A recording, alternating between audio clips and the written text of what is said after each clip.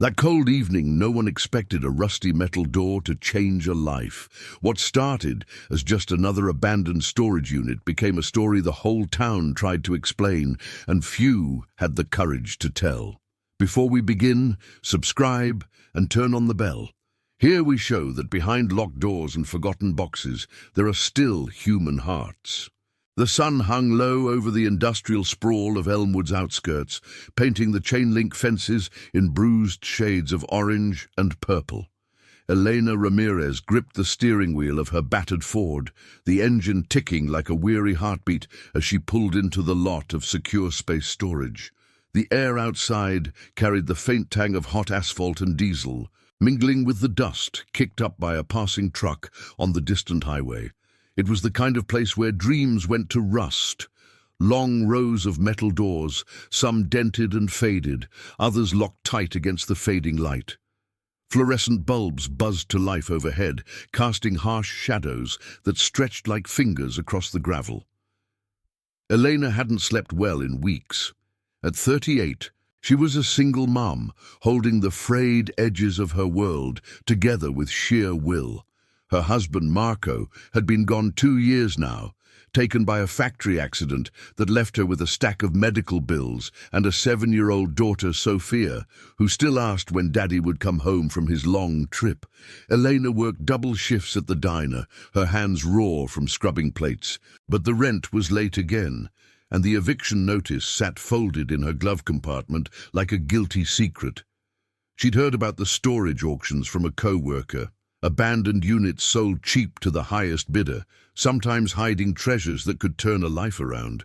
It was a gamble, her last few $100s scraped from tips and overtime.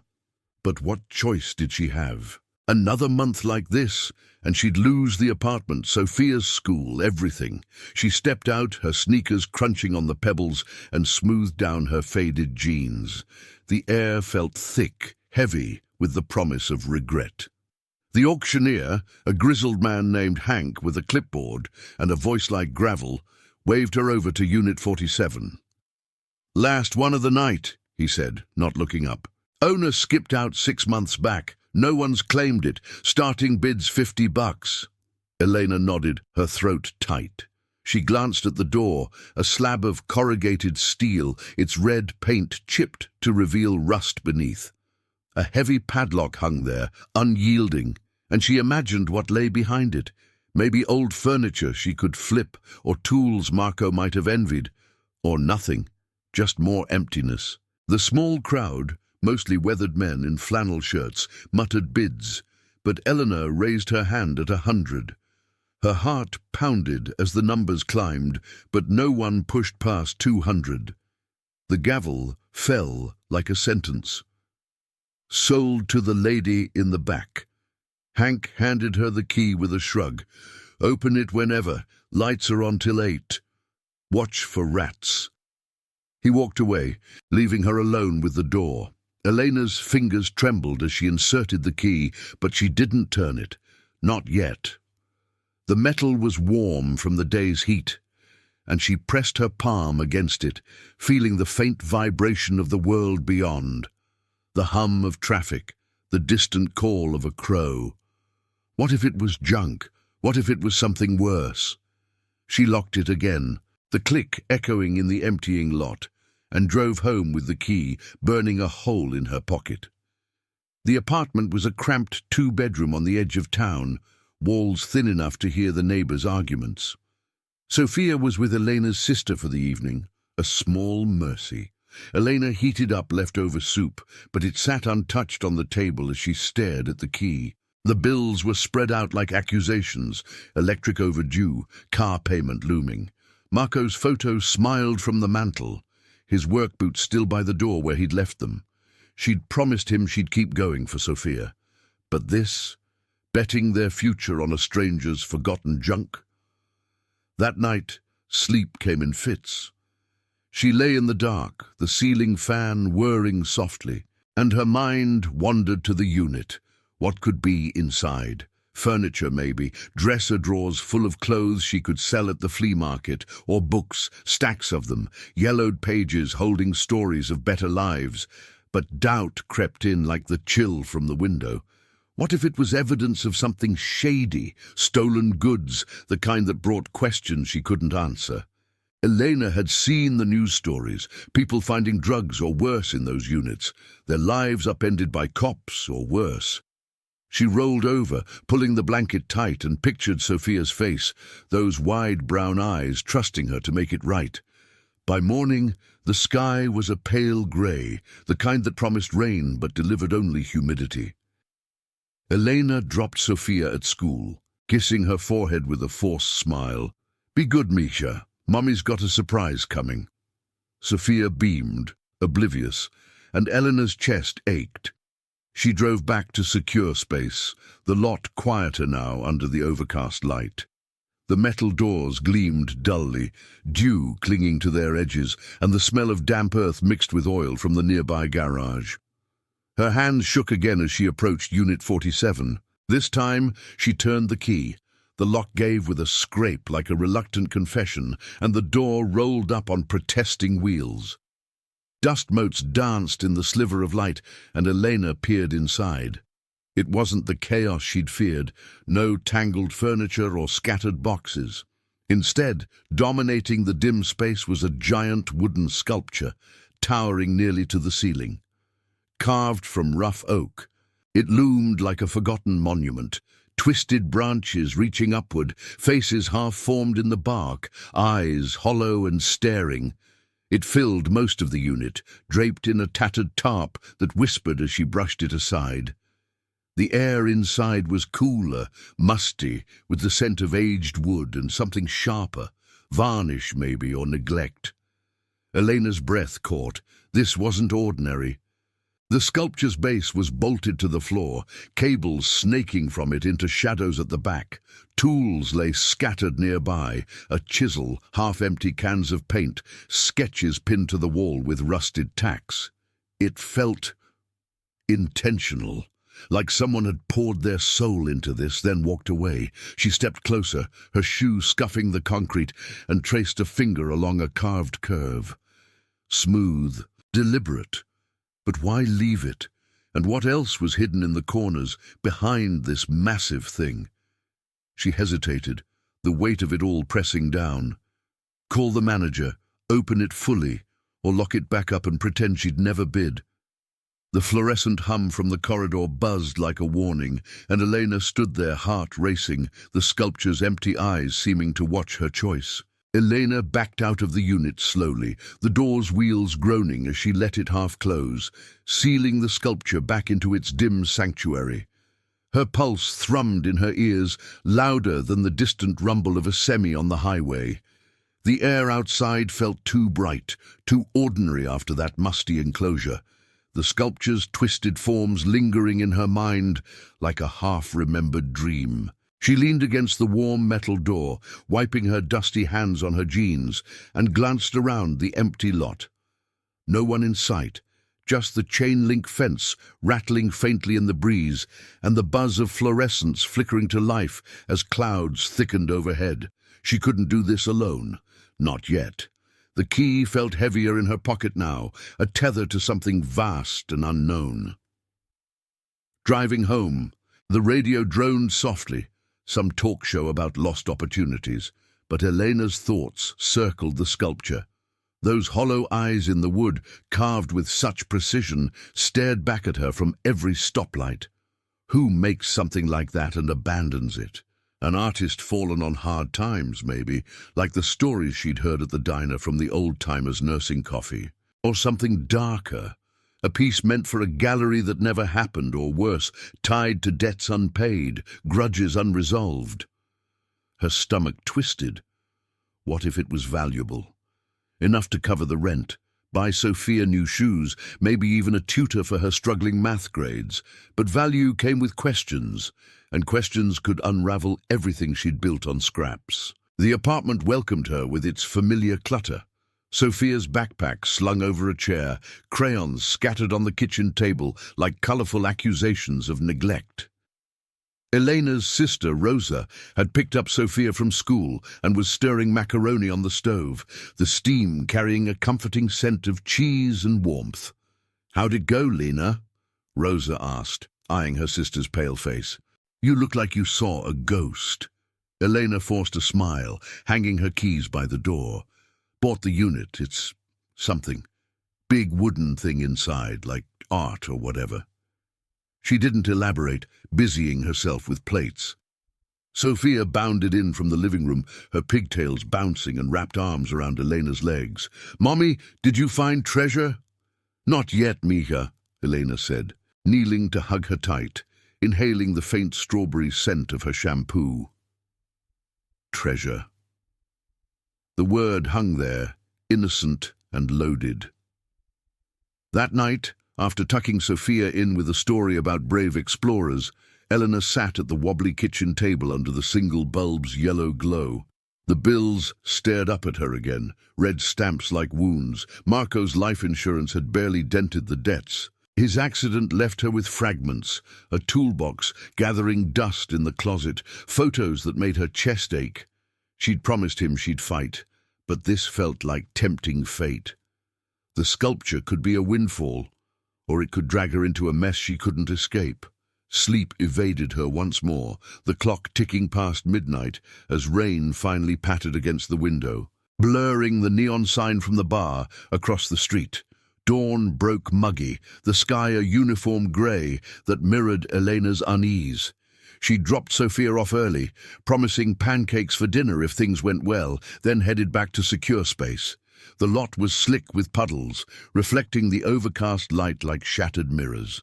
A maintenance worker was there this time, a wiry man in his 50s named Carl, with grease-stained overalls and a toolbox at his feet. He'd been sweeping near the entrance when Elena approached Unit 47, and he paused, wiping sweat from his brow. You the one who won that unit yesterday? Saw the bid go through. Hank said it was quiet inside, but folks get funny ideas about what's left behind. Elena nodded, her fingers itching for the key. Yeah, it's me, Elena, just checking it out. Carl set down his broom, curiosity etching lines deeper into his face.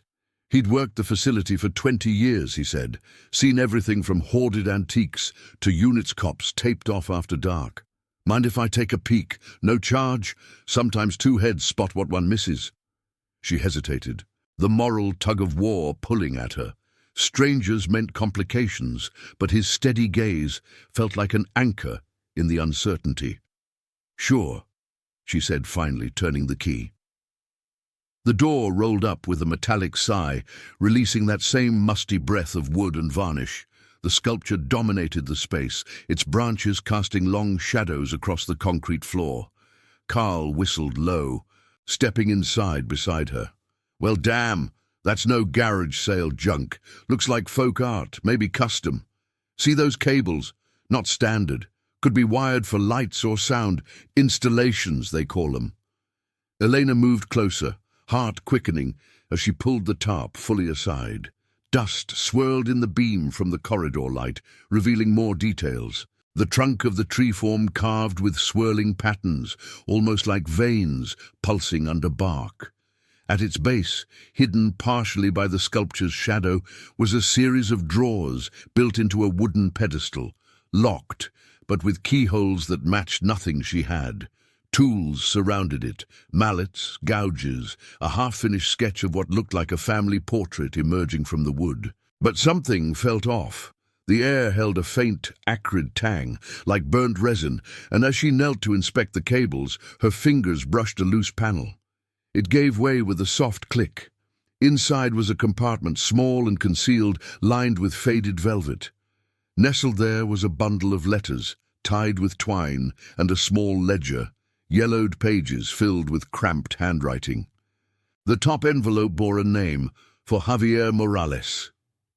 Elena's breath hitched. Javier, no last name, but the dates were recent, postmarked from a town 2 hours away.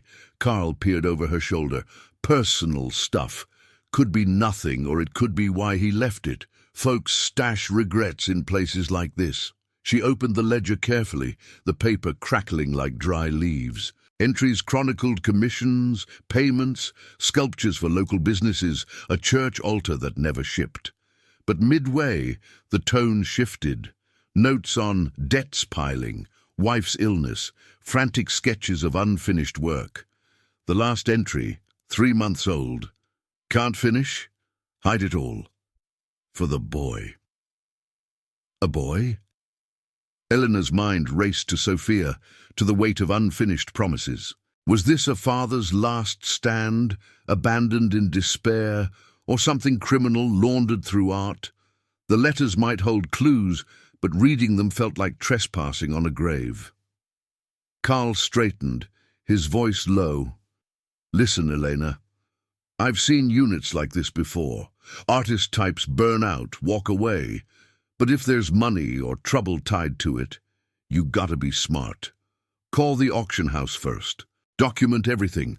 Don't go selling pieces blind. His words grounded her, a quiet voice amid the storm in her head. She nodded, pocketing the ledger. But as she stood, the sculpture seemed to loom larger, its carved faces whispering judgments. Lock it away? Dive deeper. The rain picked up outside, drumming on the roof like impatient fingers, and Elena felt the crossroads sharpening beneath her feet. This wasn't just wood and wire anymore. It was a life interrupted, and deciding its fate meant confronting her own. Elena locked the unit door with a deliberate click, the sound swallowed by the steady patter of rain on the metal roof. Carl lingered nearby, his toolbox clanking as he shifted it from one hand to the other. His eyes flicking between her and the now sealed entrance. The lot had emptied further, puddles forming dark mirrors that distorted their reflections. Eleanor's face pale and drawn, Carl's weathered lines etched deeper by the grey light. The air smelled of wet concrete and rust, sharp enough to sting her nostrils, and she zipped her jacket against the chill seeping through. "You okay?" Carl asked, his voice cutting through the downpour like a lifeline. He wasn't prying, just stating the obvious. Her hands still trembled from handling the ledger, the twine from the letters rough against her skin like an accusation. She nodded, though it felt like a lie. Just processing. That name, Javier, the notes about debts and a boy. It doesn't feel right leaving all this. Elena slipped the ledger into her bag, the weight of it pulling at her shoulder. The sculpture's presence lingered in her mind, those carved branches twisting like unanswered questions. Driving home through the blurring windshield wipers, she replayed Carl's words, "Document everything." But how? The rain hammered the car roof, a relentless rhythm that matched the thud of her heart. Sophia would be home soon, chattering about school, and Eleanor couldn't let this shadow spill into their fragile routine. By afternoon, the storm had eased to a drizzle, leaving the streets slick and shining under sodium lamps that flickered on early. Rosa had taken Sophia to the park, giving Eleanor a rare pocket of quiet in the apartment. She spread the ledger on the kitchen table, the single bulb casting a warm halo over the pages. The handwriting was jagged, urgent. Javier Morales, it turned out, from the letterheads. A woodworker from Riverton, commissions for custom pieces, park benches, gallery installations, even a memorial for a local firehouse. Payments started strong, then tapered, cancelled orders, client disputes. One entry caught her eye. "Wife's treatment's draining us. Sold the truck. Boy needs stability." A son, then. Elena's throat tightened, picturing Marco's last days in the hospital, the beeps of machines echoing in her memory. Javier had poured his grief into the wood, maybe, turning pain into form. But the final pages were frantic. Hide the prototype. Can't let them take it. Them, creditors, or something worse. She hesitated over the letters, fingers hovering like they might burn. The top one, addressed to Javier himself, was from a gallery owner, regretful tone about a delayed exhibit, hints of financial backsliding. Another from a bank, stamped "Final Notice." But the third, postmarked weeks after the last ledger entry, was different, typed formal, from a law firm. Regarding the estate of Javier Morales, Unclaimed assets in Unit 47. Secure space storage, Elmwood. Please contact to settle. Estate. He was gone. Elena's breath escaped in a shaky exhale. The room suddenly too still, the faint drip from the faucet amplifying her isolation. Dead, like Marco, leaving fragments for others to piece together, but unclaimed? Why auction it off so quickly? The door burst open then, Sophia's laughter spilling in with the scent of rain-damp grass. "Mommy, Auntie Rosa pushed me on the swing super high." Elena snapped the ledger shut, forcing a smile as she scooped her daughter up, the girl's warmth chasing the chill from her bones. Dinner was simple, pasta with sauce from a jar, the steam rising like a veil over their talk of playground adventures. But as Sophia chattered, Elena's gaze drifted to the bag on the counter, the hidden truths gnawing at her. Bedtime came, tucking Sophia in with whispers of dreams, and Eleanor waited until the apartment fell silent before pulling out her phone. Carl's number was scrawled on a scrap from earlier. He'd insisted, "In case you need a second opinion." She texted hesitantly, "Found more in the unit. Papers about the owner. He's dead. Advice." His reply came quick. "Call the facility manager tomorrow. They'll know about the auction rules. Don't touch anything else alone. Sleep on it." Elena stared at the screen, the blue light hollowing her face. Sleep? The rain had stopped, leaving a hush broken only by the hum of the fridge. She paced the linoleum, worn smooth by years of worry, imagining the sculpture waiting in the dark, its cables like veins, pulsing with Javier's unfinished life. What if the boy was out there searching? Or what if them were creditors circling, ready to claim it all, legal or not? Morning brought a tentative sun, filtering through the blinds in dusty shafts. Elena left Sophia with Rosa again, her sister's knowing glance following her out. "Be careful, Lena. Some doors stay shut for a reason."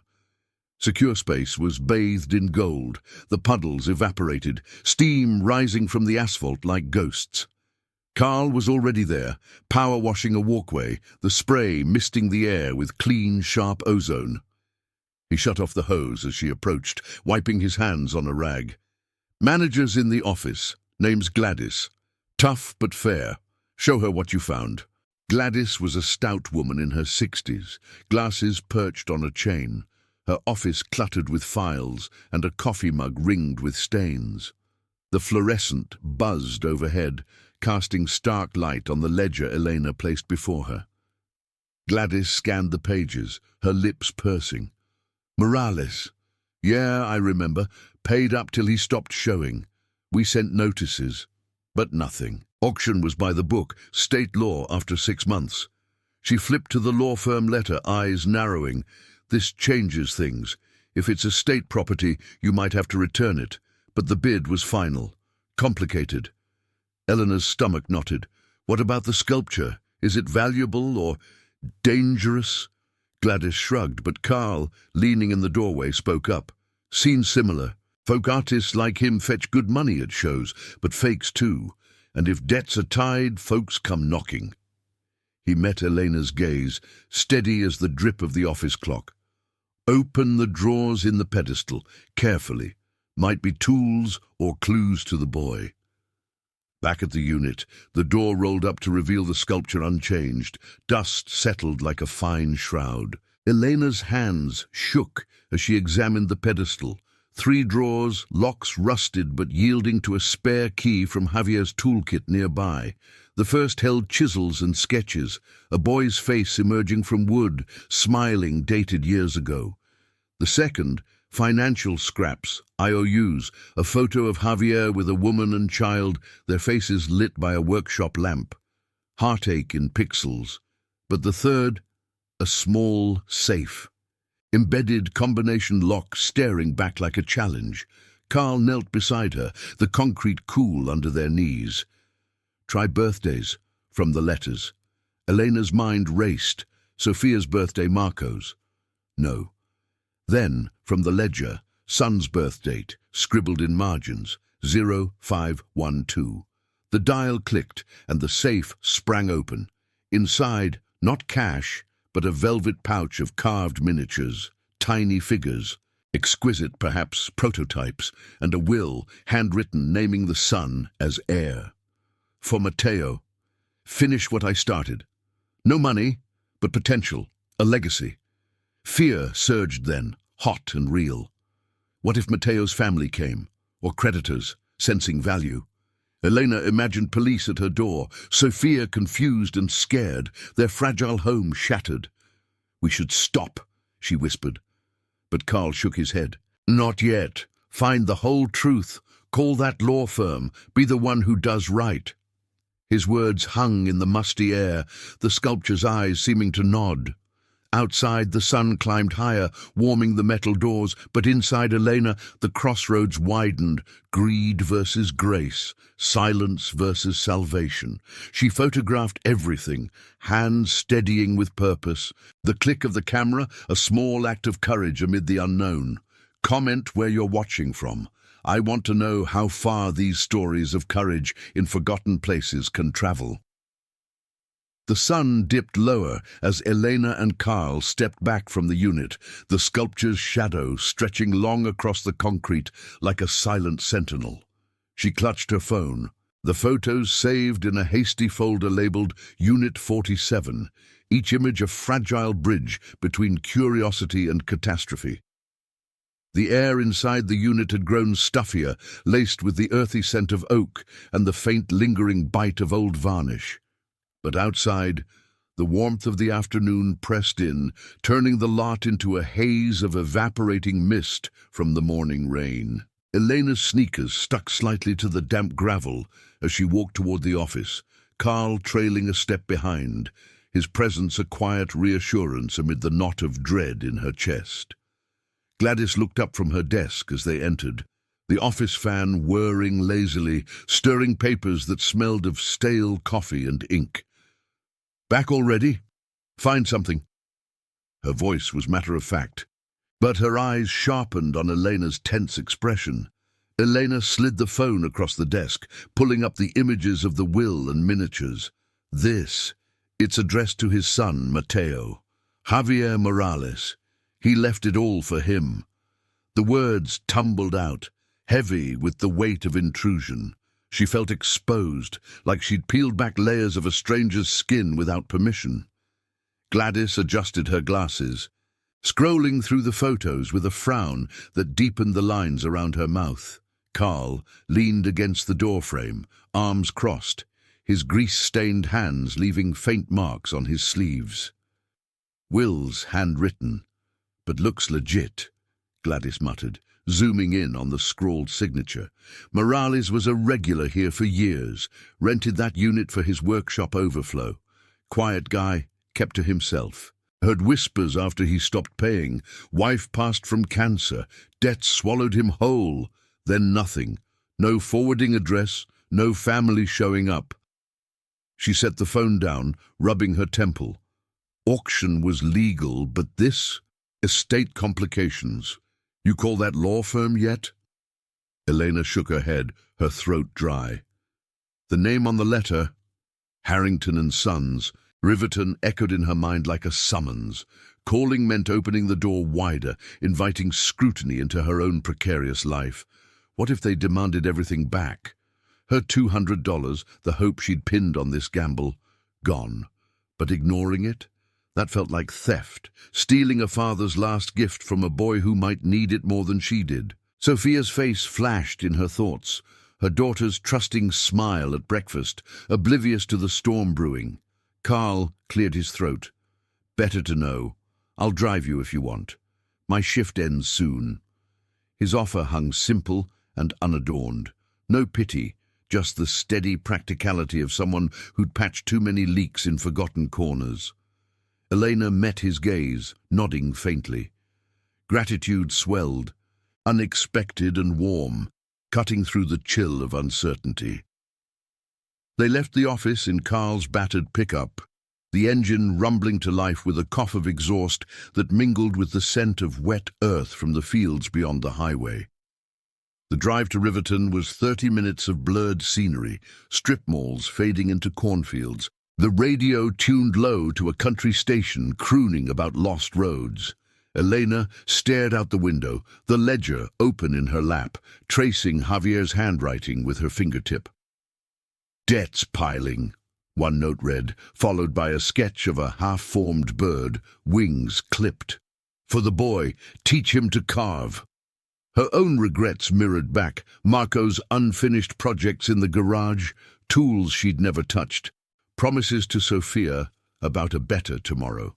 The law firm was a squat brick building off the main drag, its sign weathered by sun and neglect.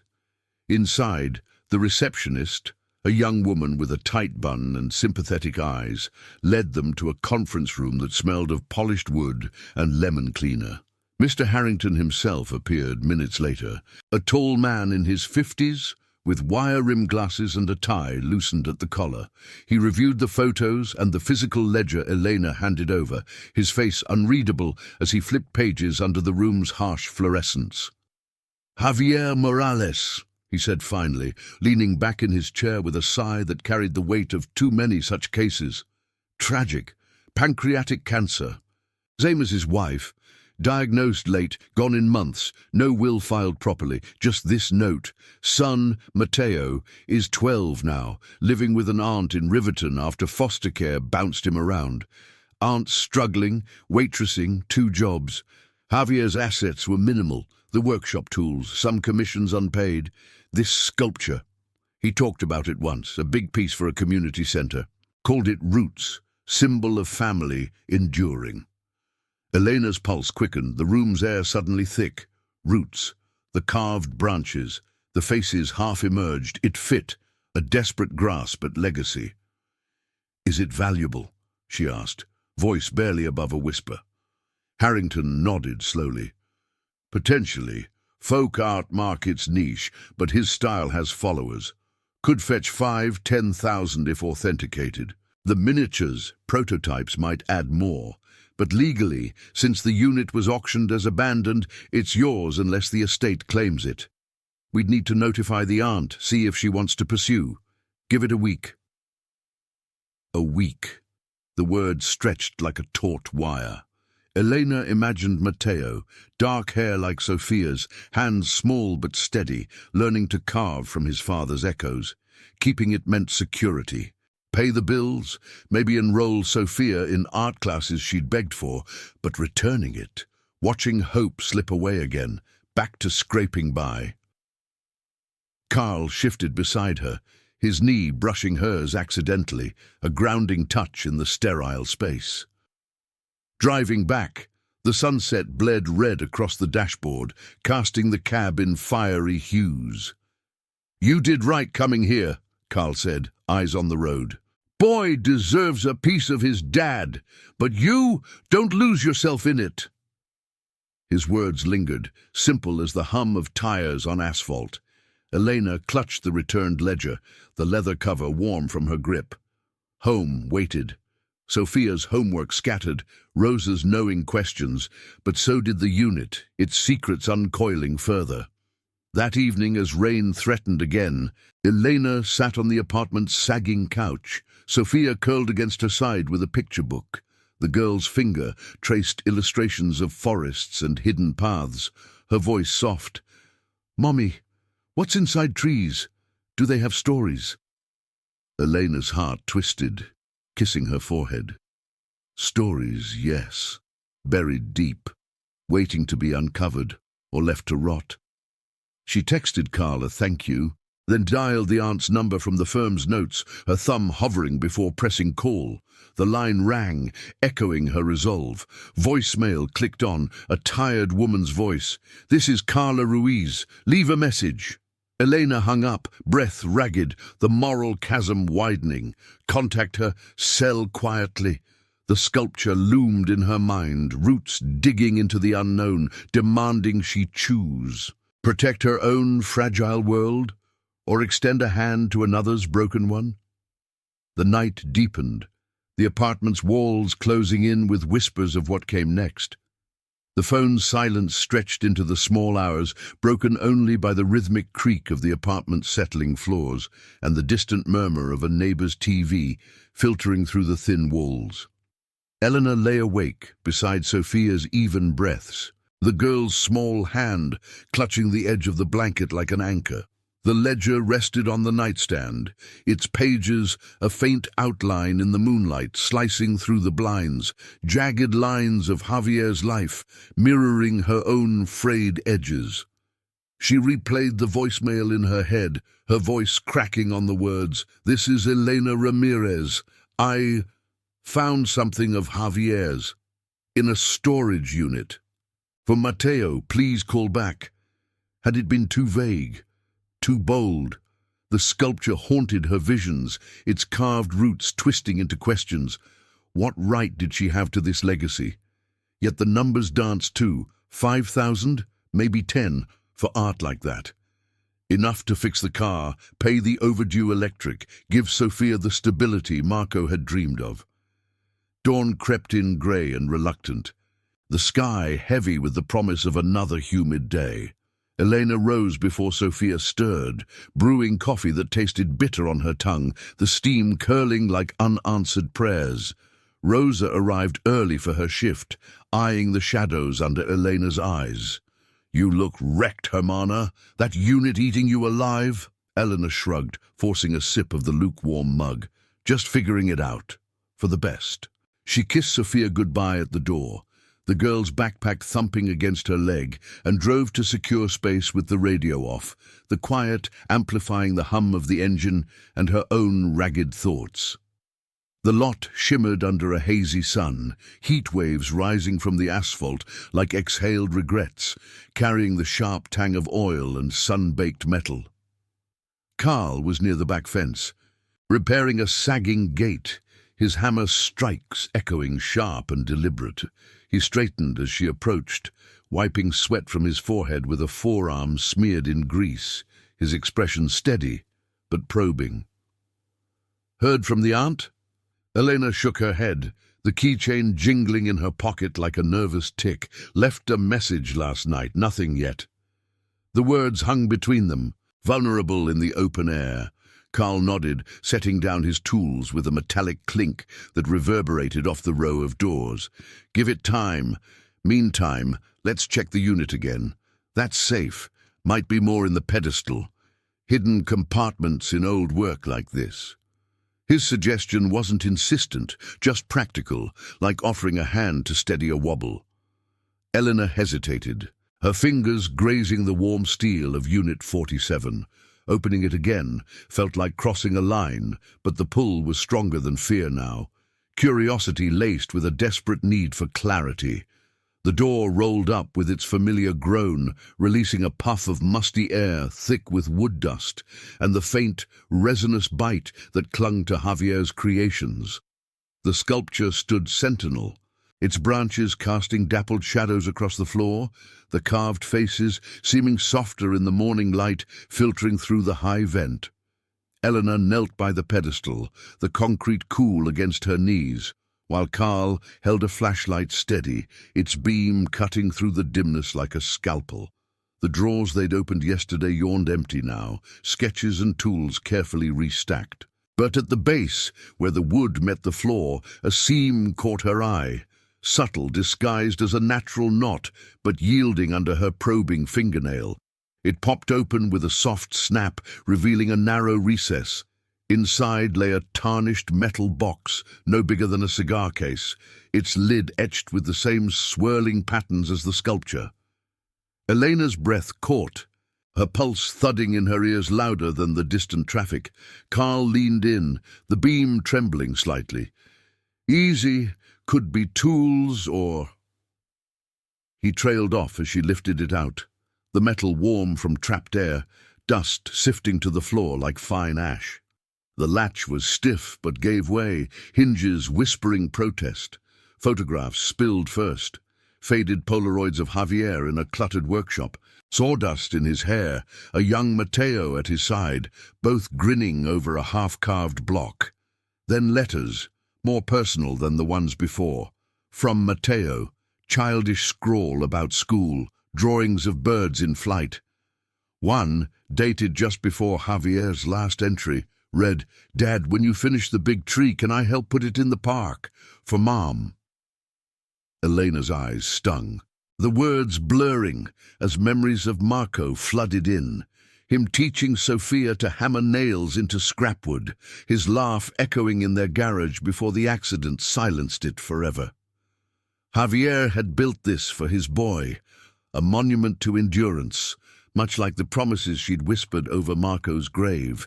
But beneath the letters was the real weight, a folded deed to a small plot in Riverton. Javier's name alongside a community arts centre project, Land for Roots, the sculpture's intended home. Scribbled margins noted investors pulling out, bank calling loans due to illness. No cash, but proof of intent. A grant application half complete, stamped received but unapproved. Value, yes, but tangled in bureaucracy and grief. Elena closed the box, her hands trembling, the lid clicking shut like a sealed vow. "This belongs to Mateo," she murmured, voice thick. "Not me, but if I give it up, we're back to nothing." Carl's hand rested lightly on her shoulder, a brief anchor in the musty confines. "Doesn't have to be all or nothing. Talk to the aunt first, see what she needs. You've got a good heart, Elena. Don't let fear carve it hollow." His words settled like dust, simple and true, born from years of watching lives unravel in these forgotten spaces. They locked the unit, the door's rumble echoing her resolve, and stepped into the sunlight that now beat down mercilessly, turning the lot into a furnace. Her phone buzzed as they walked. Carla Ruiz. Elena's heart lurched, answering with a hesitant, "Hello?" The aunt's voice was weary, edged with suspicion. "You left a message about Javier. How do you know him?" Elena explained in halting breaths, the words tumbling out amid the buzz of a passing truck, the unit, the sculpture, the will. Silence stretched, then a shaky exhale. "Mateo's been asking about his dad's work. Thought it was gone, sold off. Can I see it? Tomorrow? We're not far." Relief warred with dread as Eleanor agreed, the call ending with a tentative thank you that felt like fragile glass. Carl watched her pocket the phone, his nod approving. That's the path. Honest one. But as she drove home, the box tucked safely in her bag, the stakes sharpened. Meeting Carla meant facing the human cost, risking her claim. What if the aunt demanded it all, leaving Elena with empty hands and a heavier heart? Sophia waited at the apartment, her drawings of trees spread on the table, innocent lines that echoed Javier's art. Elena hugged her tight, inhaling the clean scent of crayons and childhood. But the moral crossroads loomed larger now, the sculpture's roots digging into her conscience, demanding she choose between survival and something deeper, something like grace. The afternoon sun slanted through the window, casting long shadows that whispered of doors yet to open, truths yet to unfold. The next morning arrived with a deceptive calm, the sky a washed-out blue that did little to lift the heaviness in Elena's chest. She dressed Sophia in her favorite yellow sundress, the fabric soft and faded from too many washes, and packed a lunch with extra care, peanut butter sandwiches cut into stars, the way her daughter liked. Rosa lingered in the kitchen doorway, arms crossed over her apron, her dark eyes searching Eleanor's face. "You're sure about this? Meeting strangers over some old wood?" The coffee percolated behind her, filling the air with a rich, grounding aroma that clashed with the knot of anxiety twisting in Elena's gut. "It's the right thing," Elena replied, though the words tasted uncertain. She kissed Sophia's forehead, inhaling the faint vanilla of her skin, and whispered, "Be good for Auntie. Mommy's helping a friend today." The drive to secure space felt longer than usual, the highway flanked by fields of swaying corn that rustled like secrets in the breeze. The lot was quiet, save for the distant clang of Carl's tools echoing from the far end.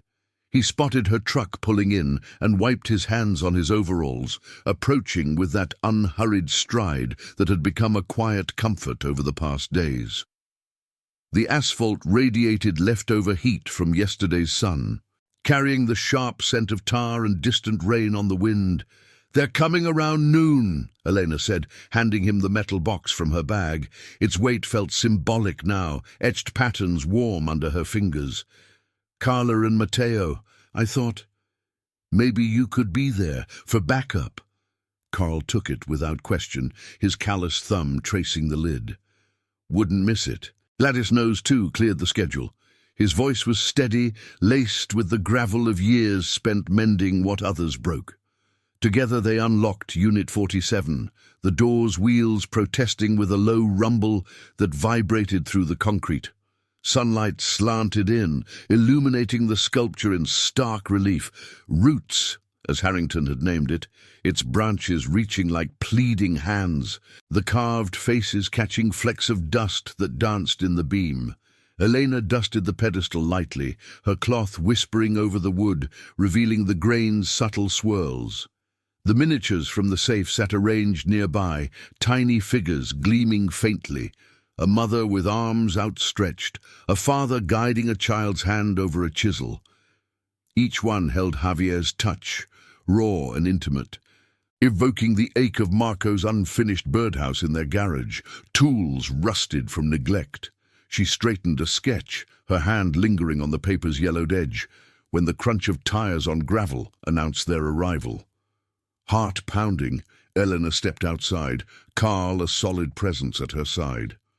Carla Ruiz emerged from a dented blue sedan, her frame slight under a threadbare cardigan, hair pulled back in a practical ponytail streaked with grey. Behind her, Matteo unfolded from the back seat, a boy on the cusp of 13, lanky with solemn eyes that mirrored the sculpture's hollow gaze. He clutched a worn backpack, sneakers scuffed and too small, his face a map of quiet loss. The air between them hummed with tension, thick as the humidity pressing down. "Elena?" Carla asked, voice tentative, extending a hand that trembled slightly. Up close, exhaustion etched her features, crow's feet from late shifts, hands chapped from dishwater. "Yeah, come in," Eleanor said, leading them to the unit. The corridor's fluorescence buzzed overhead, casting elongated shadows that made the space feel even more confined.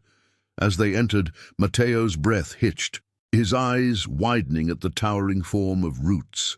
He stepped forward, fingers brushing the bark-like texture, tracing a carved vein with reverence.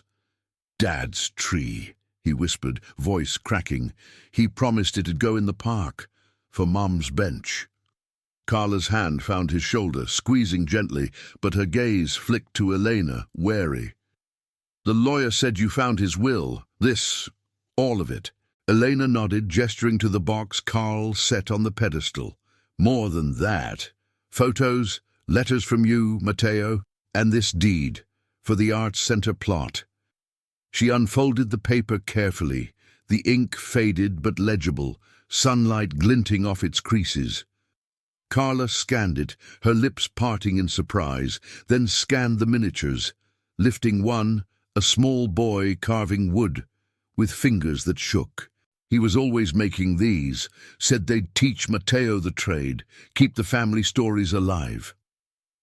Tears welled, unbidden, and she wiped them with the back of her hand. "After Javier. After the cancer took him so fast I couldn't keep up. Lost the house to debts, bounced Matteo around, thought this was gone, auctioned to pay what we owed." Matteo's gaze shifted to Eleanor, curious rather than accusatory. "Why'd you call? You could have kept it." The question hung, innocent and piercing, echoing the moral storm raging inside her. Eleanor swallowed, the musty air clinging to her throat. "Because it's yours. Javier made it for you. For your mom, for family. I know what it's like to lose that." She thought of Sophia, of Marco's empty chair at dinner. The way grief carved hollows no amount of diner tips could fill. Carl shifted nearby, his silence supportive, the faint scent of his aftershave cutting through the wood's resinous tang. Carla lowered the miniature, her expression softening into something like gratitude mingled with resolve. The aunt, me, I'm barely scraping by. 2 jobs, Mateo's school fees piling up. If we claim it, the lawyers take half for fees, maybe more for the debts, but selling Roots, it could change things. For him. She glanced at her nephew, who nodded solemnly, fingers still on the sculpture. Dad said Roots hold you up, even in storms. Elena's chest tightened, the crossroads sharpening into a blade. Keep her claim, fight the estate, sell pieces quietly for the money she desperately needed, or hand it over, walking away with nothing but the knowledge she'd done right, risking another month of eviction notices. The unit's walls seemed to close in, the hum of the lights amplifying her pulse. Carl met her eyes, a subtle nod urging clarity over fear. We could help, he said quietly. Appraise it proper, split what it brings after debts. Community center might still want it. Turn it into something for both families. The offer landed soft but seismic, unexpected alliance blooming in the dim space. Carla's eyes brightened fractionally, Mateo smiling for the first time. A tentative curve that lit the carved faces around him. Elena felt a shift, fear yielding to a fragile hope, the sculpture no longer a burden but a bridge. As they talked logistics, calls to Harrington, photos for authentication, the sun climbed higher, warming the concrete floor, chasing shadows from the roots. But doubt lingered, a quiet undercurrent. What if the debts swallowed it all? What if Grace demanded more than she had? Driving home later, Sophia's laughter filling the cab from a backseat story, Elena gripped the wheel. The moral path crystallizing, not easy but honest, roots intertwining with her own unfinished life. If this story already has your heart, hit the like button.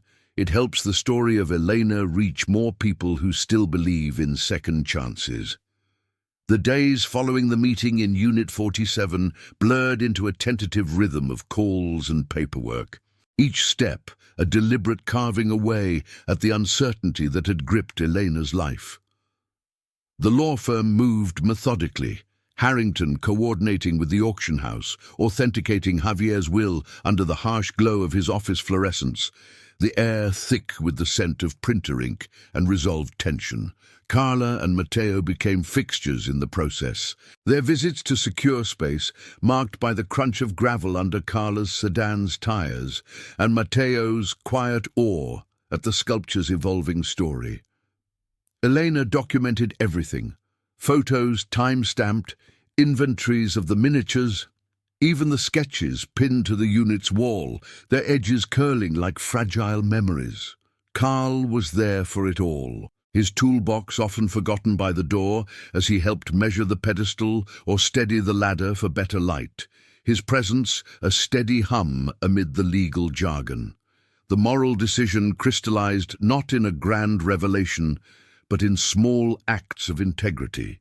Elena's hands steady as she signed the agreement to split proceeds after debts, ensuring Mateo's share funded his aunt's overdue rent and art supplies for his budding carvings.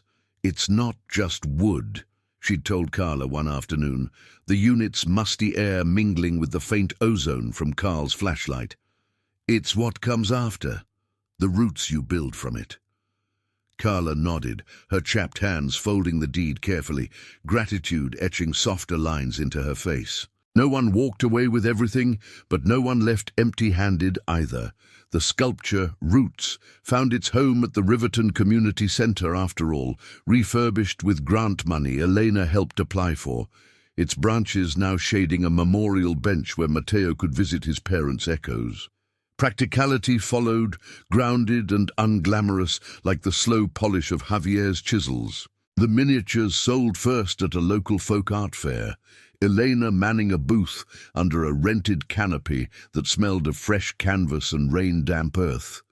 Carl beside her flipping burgers on a portable grill to draw crowds.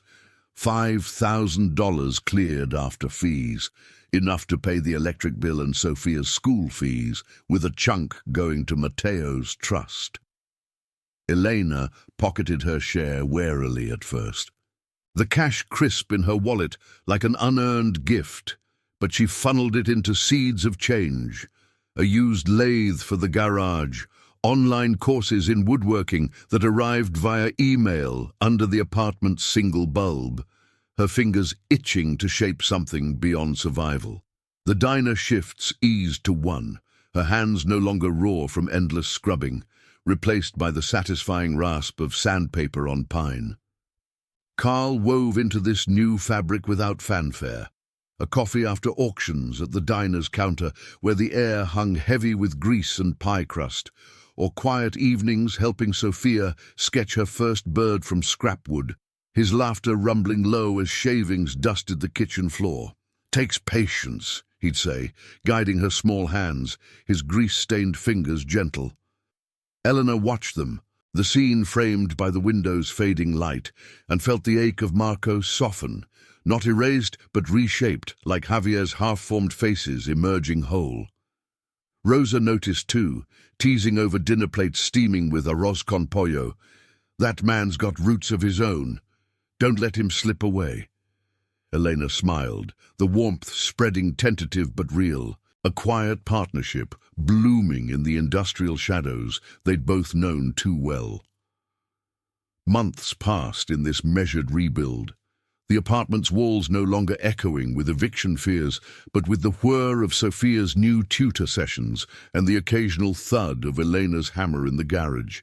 She started small, a side hustle refinishing flea market finds, her pieces displayed at the same fair where Javier's miniatures had shone. Debts dwindled, not vanished, but manageable now, like the controlled cuts of a gouge. Sophia thrived, her drawings evolving from crayons to pencils, inspired by Matteo's visits. The boy shy at first, then bold, sharing tools and stories under the community center's roots, its varnish gleaming fresh in the sun. One crisp autumn afternoon, Elena returned to Secure Space alone, the lot bathed in golden light that slanted across the empty rows of metal doors, their surfaces cool now without summer's heat. Unit 47 stood bare, the concrete floor swept clean of dust and shavings, the air neutral without the resinous tang of oak. She traced the faint bolt marks where the pedestal had anchored, her palm pressing against the smooth wall, feeling the echo of that first hesitant key turn. The space was symbolic, a void once filled with fear and secrets, now a monument to choices made in the quiet spaces between dread and dawn. Her phone buzzed in her pocket. A text from Carl. "Dinner tonight? Sophia's birdhouse is ready to hang." Followed by one from Carla. "Matteo sold his first carving. Thanks to you." Elena smiled, the chain-link fence rattling softly in the breeze beyond, carrying the hum of traffic like a distant promise. In the end, it wasn't the sculpture that changed her, but the courage to open it fully, to let roots intertwine without fear of entanglement. Subscribe for more stories of compassion, justice, and redemption. Thank you for watching the case of Elena's Roots. See you in the next one.